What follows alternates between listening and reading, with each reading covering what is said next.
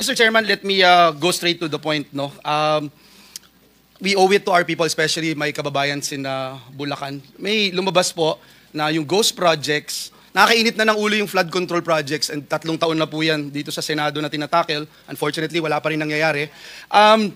Yung 3 contractor, St. Timothy Trading, Wawaw, and ano yung isa? Sims Construction Trading. Wala yata SYMS dito, hindi dumating, hindi sumipot. Is any representative of SYMS here present? Wala. Okay. And we subpoena them already, yes. Mr. Chairman. Yes. So we will contempt the. We will issue a warrant of arrest. Yes. Thank you, Mr. Chair. But just the two, just the. Are they? Yung time ko muna. Yung St. Timothy, ayan si Madam Roma. St. Timothy and I think Wawaw is here. Yeah, St. Timothy. Meron kayong ghost project sa Bulacan? Mr. Chair, wala po. Categorically. Tapos yung Wawaw?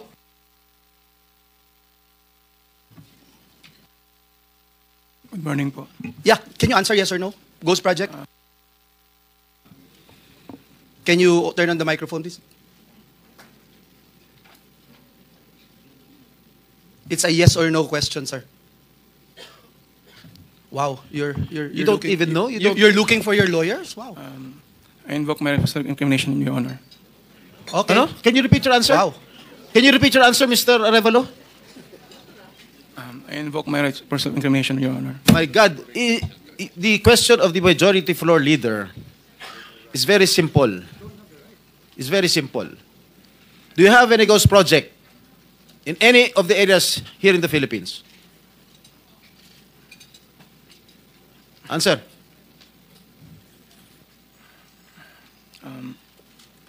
Dahil may mga usapin po na kakasuhan yung mga kontraktor ng DPWH po at parte ng ulat ng Senado na magpagrekomenda ng paghahain ng kaso laban sa resource person, ang payo ng aking mga abogado ay huwag magsalita sa panahon na ito dahil anumang pahayag ko sa pagsisiyasat. Sino utos sa'yo na huwag magsalita? Sino? May binabasa ka ba? Ginawa ko po, Your Honor. Ano binabasa mo? Pasensya po kasi kinakabahan po kasi po. It is only answerable by yes or no, Mr. Arevalo. Is there any ghost projects of Wawaw builders? This is what I discovered. And the former secretary confirmed during the first hearing that there indeed are ghost projects. Bine-verify pa po namin, Your Honor, ano kung meron po. Ano ka ba sa Wawaw? Are you the owner? Yes po, Your Honor. You should know. Majority Leader, it's your time, huh? Yes, Mr. Chairman. I'm just disappointed, Mr. Chairman, kasi pambihira ka, sasagot ka ng ganyan, ghost project. Parang tinatanong ka kung tao ka, hindi mo alam kung tao ka. Mr. Chairman, just to put on record also, no, yung Diskaya Group, ang total cost project nila from 2022 to 2025 ay 31 billion pesos. 31 billion pesos dito sa siyam na kumpanya na ito. Yung Sims at yung Wawaw Builders, at dun sa 31 billion, Mr. Chairman, 3 billion nasa Bulacan, Region 3, if I'm not mistaken. 2.8 billion sa Bulacan. Yung Sims tsaka yung Wawaw, meron pong 4 billion at 1.2 billion sa Bulacan. May I know from COA kung na-audit niyo po itong tatlo na itong binanggit ko na ito, na kumpanya? Sir, ito po yung mga na-subject for audit, fraud audit, especially for Bulacan po, sir, Your Honor. Yes, and nakita niyo may ghost project. Kaya hindi makasagot ito, eh. Opo. Can you confirm? Hindi ko pa po ma-confirm, Because sir, we're going to get we subpoena already the documents. So, Opo. can you confirm? Yes or Your no? Honor, wala po akong kopya nung audit highlights. Do you also audit itong pickup? Meron po tayong mga auditors assigned sa DTI, Your Honor, at may mga findings din po sila, kaya na-audit din po yung pickup po. I'll go with the pickup, no? Nandito si Dr. Dakay. Dr. Dakay, ilan kayo sa board? Can you just mention the names? Tatlo? Yeah, there are 3 of us, Your Honor. Engineer Ernie Bagaw, Engineer Arthur Escalante, and myself. Okay. Kayong tatlo, as board members ng PICAB, are you also contractors, officers, or owners of companies that have government contracts with DPWH or LGUs, sir?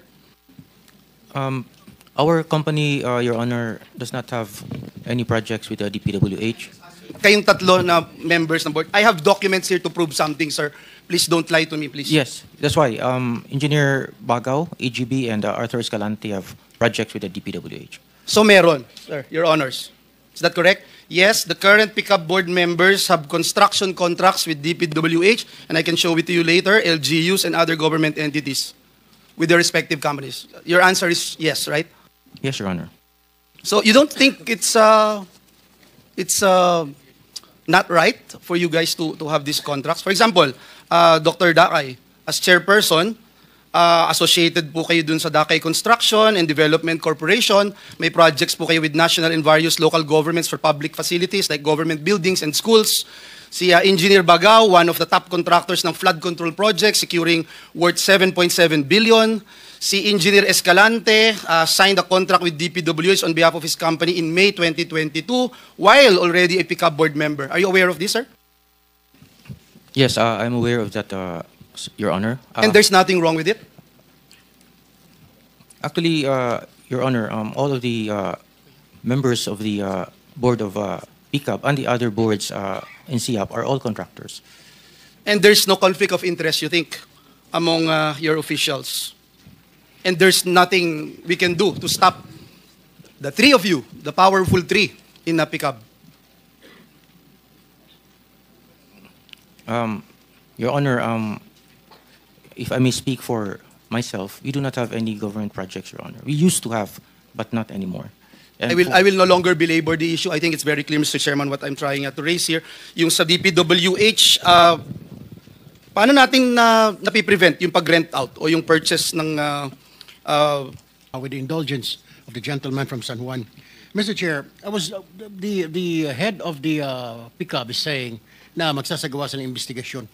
Ano pa ang kredibilidad ninyong gumawa ng investigasyon, Mr. Chair? Kung kayo mismo, mga board of directors nyo, mga kontratista, may mga kontrata sa gobyerno, ikaw, may proyekto, may contractor ka din, though sinasabi mo kanina, wala kang proyekto sa gobyerno. How can you do that? Mr. Chair, pinagluloko tayo ni mga ito. I mean, board of directors na contractors accreditation board, and then kayo mismo ang mga contractor? How can you do it? Paano nyo bantayan ang sarili ninyo? Paano pa babantayan ninyo yung mga ibang tao, ibang kumpanya kung sarili ninyo hindi nyo mabantayan? Sige nga, di ba dapat ang tanong sa inyo, Mr. Chair, kailan kayo mag-resign? Well, actually, there's already an announcement by Secretary Vince Dizon na he will suggest, Mr. Chair, today lang po, kalalabas lang po, na he would order a sweeping revamp of the Philippine Contractors Accreditation Board. Kasama po kayo doon. Kaya yung sinasabi ho ninyo ng mga investigasyon, kalokohan po yun, Mr. Chair. Dahil, alam naman ho ninyo, paano ngayon, Mr. Chair, pagre-resign, mga miyembro lahat kayo, may mga negosyo kayo sa gobyerno, Mr. Chair.